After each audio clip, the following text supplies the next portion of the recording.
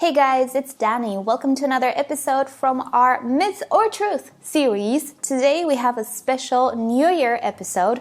We're going to talk about the biggest myths related to orchids that I personally have heard, and some of you, since I asked you to give me some ideas of things you might have heard about orchids which are just myths. So today I'm going to compile what I would call the biggest misinformation and myths that is out there. Today's video is sponsored by Skillshare. Stay tuned to find out how you can get 1 month completely free. So before we start, don't forget to give this video a like if you end up enjoying it. It tells me that you really are digging this series, and I will make more. Righty, let us start with a myth regarding, of course, Phalaenopsis orchids. And I will have to say that Phalaenopsis are sadly the target of multiple myths since they are the most popular orchid. Let me just start with something related to the root system. Myth number 1. Phalaenopsis orchid roots absolutely need light. This is why we keep them in transparent pots, and you should never obstruct light from the roots. You should never use decorative pots or clay pots or opaque pots whatsoever. Obviously, if you're on my channel for years now, you already know it is a complete myth. All of my orchids are in decorative pots because they're very useful. And not only, looked a little bit deeper into orchid competitions. Maybe you're a member of your orchid societies, maybe the American Orchid Society. You might have noticed that many orchids are actually potted in opaque clay pots, which is another type of pot very popular that works with orchids. How are those orchids winning contests? How are my orchids looking the way they do? Simple. The thing is, orchid roots absolutely do not need the sun for your orchid to survive. Now, part of this myth is based on a fact. Indeed, orchid roots do photosynthesize, but compared to the leaves, which are proficient in photosynthesizing, the roots are atrocious at providing the orchid with necessary food through photosynthesis. Roots are very good at doing something completely different. They are absolutely proficient at absorbing water and nutrients. Also, they are perfect at anchoring the orchid, which is something not so necessary in cultivation, but if you imagine how these orchids grow in nature attached to trees, the roots need to be very good at anchoring the orchid, not letting the orchid fall off its tree because that would mean the end. So they have very important jobs to do. Photosynthesis is a very secondary job, and if you've ever grown orchids in clay pots or opaque pots, you might have noticed that the roots tend to go white or yellow. That does not mean they're sick, it just means the orchid did not allocate chlorophyll pigment on that portion of the root. There's no need, there's no light, there's no need to put energy into chlorophyll in that particular segment, but the root is absolutely fine. So, orchid roots, not only Phalaenopsis, but epiphytic orchid roots are capable of photosynthesis. It is not their main job, and if you completely cut the light to the roots, you will not notice any type of difference in growth, blooming, and just growing and developing generally. So I call this myth busted. Now, one thing that is not a myth is today's sponsor, Skillshare. Most of you probably already know that Skillshare is an online learning community with thousands of creative and inspiring classes for people who love to learn every day. This is the place where you can explore, expand on, and learn new things like drawing, painting, design, photography, and much more. In the past year of using Skillshare myself, I managed to learn quite a great deal about painting, which has always been something I loved but struggled with, about the process of creating videos, about finding my own style, and actually being able to put on video what's in my mind. There are so many videos on so many subjects, I really just want to have more hours in a day to be able to watch them all. Many of the times I get inspired by things I thought would never interest me, but now they do. All classes are premium, have no ads, and new content is added all the time. If you'd like to try Skillshare yourself, visit the link below, and the first 1,000 of you will get a completely free 1-month trial to the premium membership. So check it out at the link in the description. I hope you'll enjoy it, and in the end, I thank you all for supporting the people who support my channel. Second myth is a more general one. It applies to multiple orchids. You might have heard on forums, on groups, in discussions that orchids thrive in the bathroom because there is so much humidity there that they will just love it. Myth. Let me explain. Now, I'll give it. For some of you, Maybe it will apply, but I guarantee you for 95% of you, it's just either going to be a placebo, either it's not gonna end well, my friends. Don't even attempt it. So let's clarify. Do orchids actually enjoy humidity? Yes, any plant does. The role of humidity is to maintain transpiration through the leaves and not only within manageable limits. If transpiration is excessive, the orchid will dehydrate because not only it will utilize the water for itself to grow, but it will also lose it. Not all orchids are the same. Some orchids are just so adapted to low humidity conditions and conserve water. So if you have Cattleyas, Dendrobium Phalaenopsis, Vandas, even Phalaenopsis, there is no point in going to extreme lengths to provide humidity. Not even in the bathroom, not even with a humidifier. They don't really need it. They're just so very, very well adapted that, it's a placebo. Now, this is the, let's say, happy case scenario. Let me give you the very worst case scenario. Say you're thinking, well, I'm gonna put my new Miltoniopsis, Nelliae, Oncidium in the bathroom because I hear they enjoy high humidity. And yes, they do, because their cuticle is not so thick, and also they are just not as proficient as other types of orchids at keeping the water in their leaves.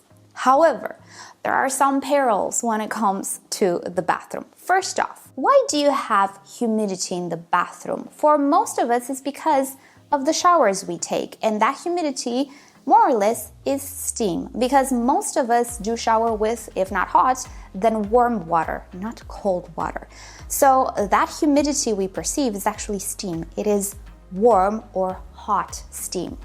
Miltoniopsis, Nelliae, Draculas, all of these orchids which love humidity, they also don't like high temperatures and steam. They need cool mist, cool humidity, cool temperatures. So maybe all of that steam will actually do more harm than good.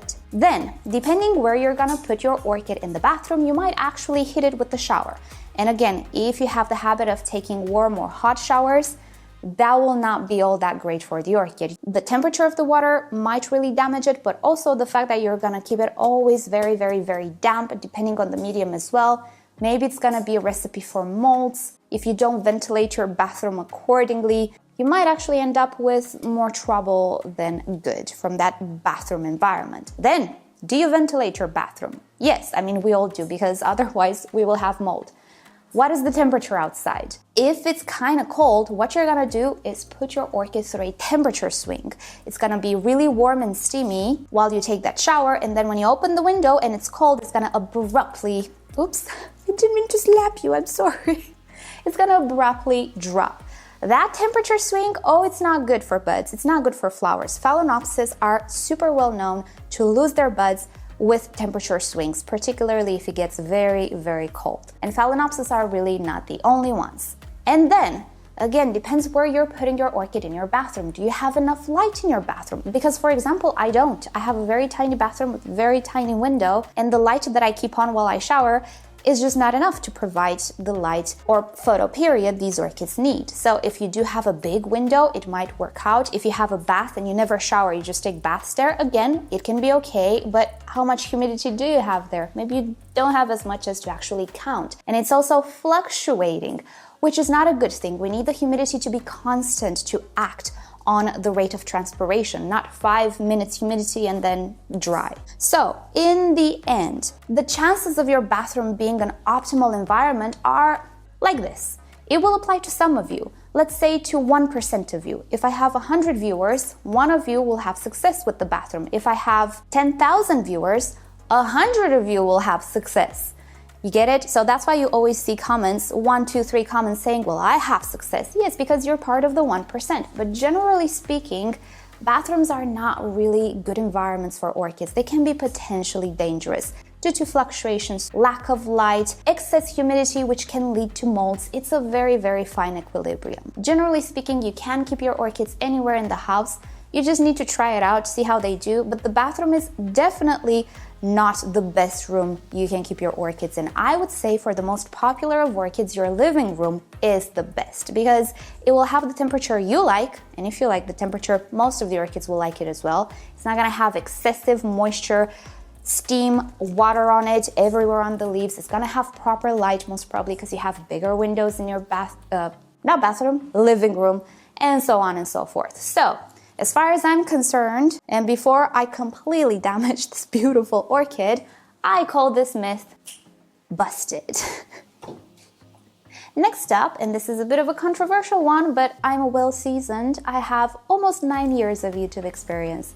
Next up, orchids like tiny, tiny pots. That is false, you guys. Absolutely false. You might say, or some might say, that I am a major potterer,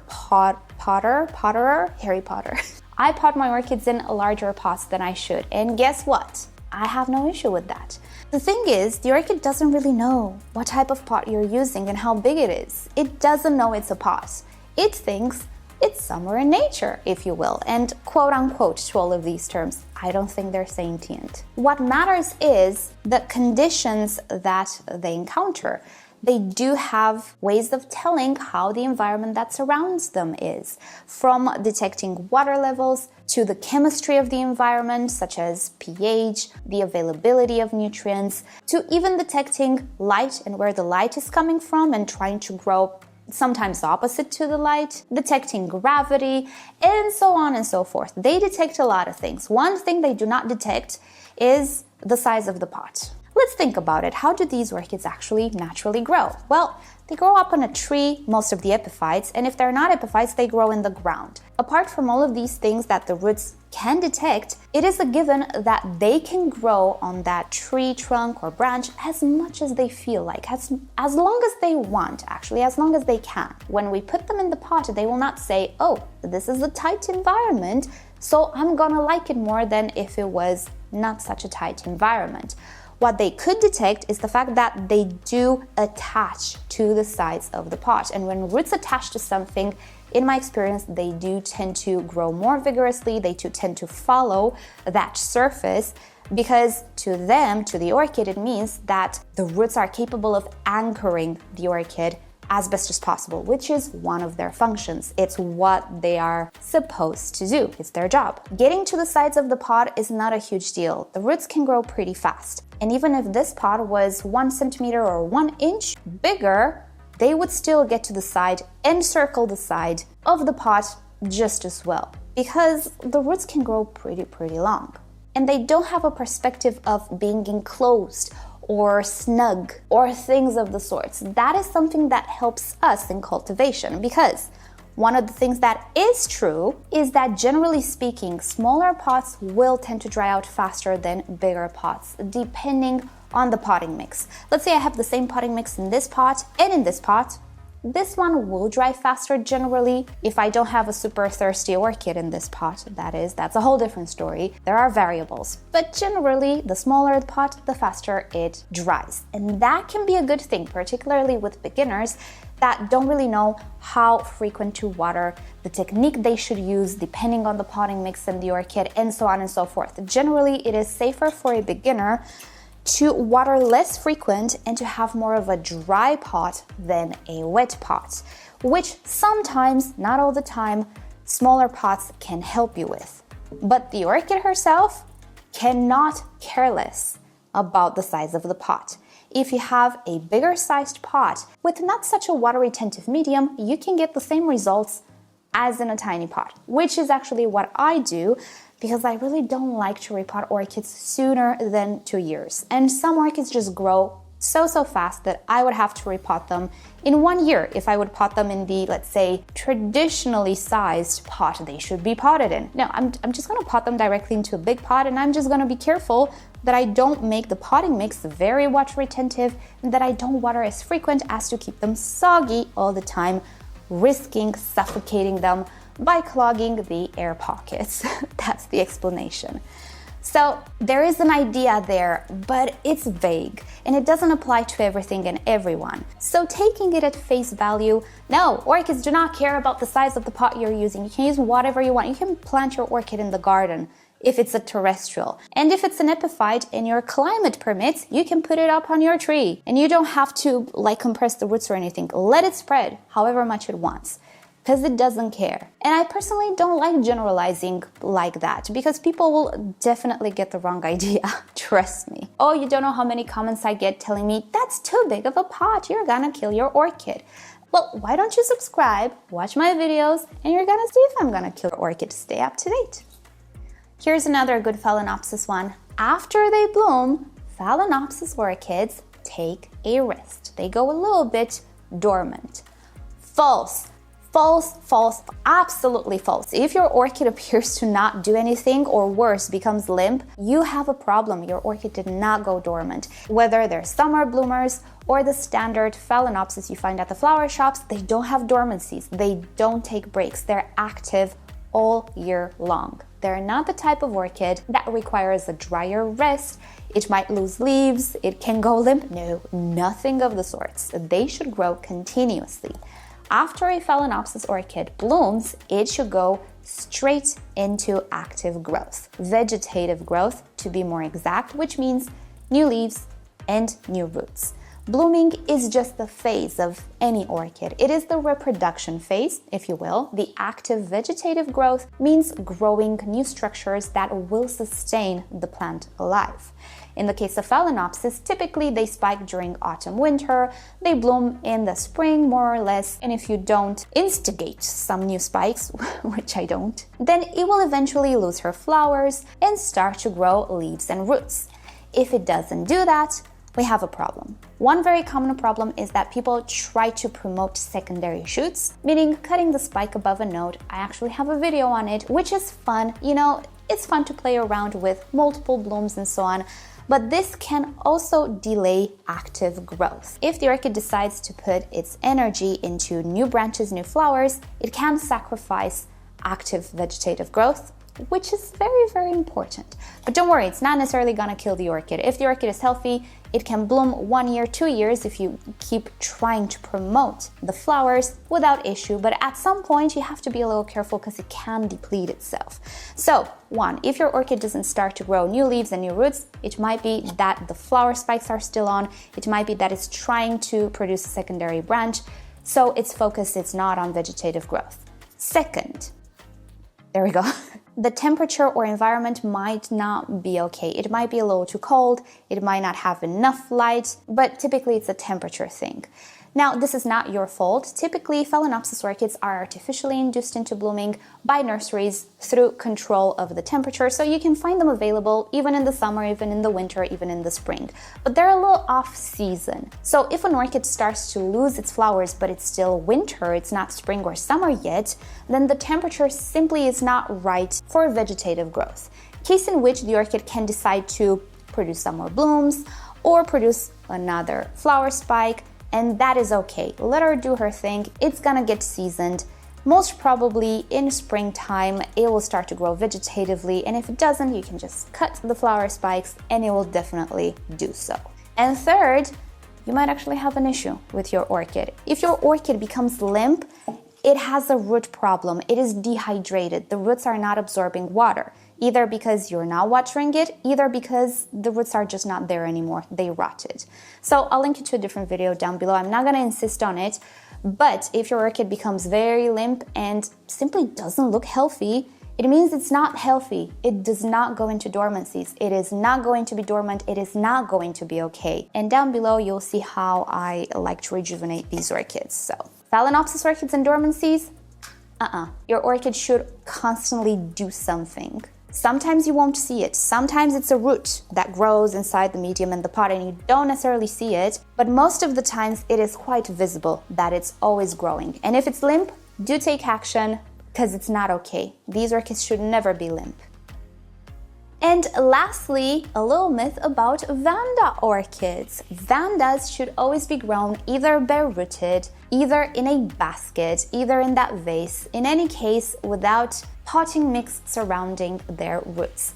I will give it. This belief is not so popular as it used to be. When I started growing orchids, no, you would not see Vandas being potted at all because everybody would insist that you keep them bare-rooted. And well, of course, it is a myth because I say so.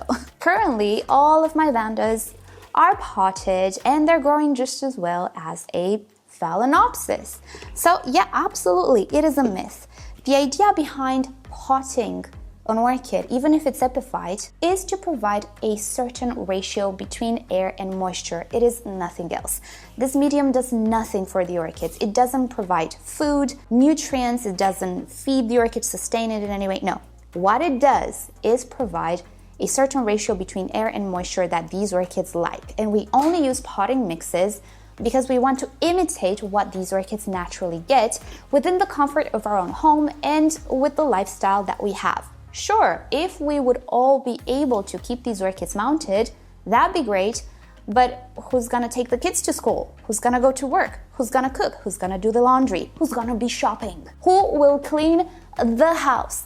Unless you're Kim Kardashian and have somebody to do all of those things, I don't think we all have time for keeping the orchid hydrated enough on a piece of wood as you would like. So what we do, we use medium. And what do we use the medium in? Well, a container. We call it a pot, but what it is just a container. It can have whatever shape we can imagine. This is a very functional shape, that's all.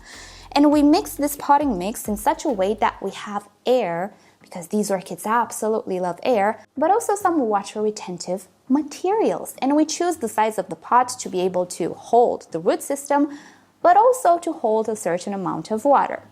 Long story short, just because we pot an orchid does not mean that it's just so different than what it naturally grows in. If you're smart, you can get the same ratio using artificial means. Now, here's the problem with Vanda orchids. Most of the orchids you buy are bare-rooted. They have never been potted because it's very, very efficient for nurseries to keep them hanging. They have automated sprinklers or watering systems. Some of them even recycle the water. Long story short, they use fungicides, insecticides, and other means to maintain that water good and pest and ailment free, so they can reuse it. It's very automated. It's easy for nurseries to just water the Vandas multiple times a day or maintain a higher humidity. It is not so easy for home growers. So rather than spending money on the workforce and the materials to pot their Vandas, they just sell them bare-rooted. And when we buy an orchid that has been adjusted to that amount of air and try to put it in the pot, we're gonna have what we call root shock or transplant shock. All of the older roots will die. I do talk about this more in a video about my recent Vanda, check it down below. So the bad experiences with Vandas potted stem from there. They have been adjusted to grow bare-rooted, and when you pot them directly, they're just not gonna like it. All of the roots will die off. There's now one single root adjusted to a higher moisture environment. So adjusting a Vanda is a little scary, takes time, takes a little bit more knowledge. Even I sometimes lose a Vanda here and there. But generally speaking, with perseverance and being careful not to overly suffocate the roots, you can adjust a Vanda to a potted situation and you can grow it just as well as a Phalaenopsis. And that's all there is to it. Inherently, there's nothing about Vandas that makes them not accept pots. All of my Vanda, with the exception of one new Vanda, are potted and they're doing great. And this is how I intend to grow them because it's easier on me and on my lifestyle. So again, I call this a myth busted. Alright, so that is about it for today. I think we elaborated enough on these myths. There are many more, but hey, we have time. I can make more videos like this if you guys want me to. So if you're a beginner, I hope you learned something new from this video and I hope you've enjoyed it. Thank you so much for watching and thank you Skillshare for sponsoring yet another video. If you like to follow me on Instagram and Facebook, you can definitely do so. But more importantly, subscribe to my channel so you can stay up to date with all of my uploads. So with that said, I'll see you all next time. Bye!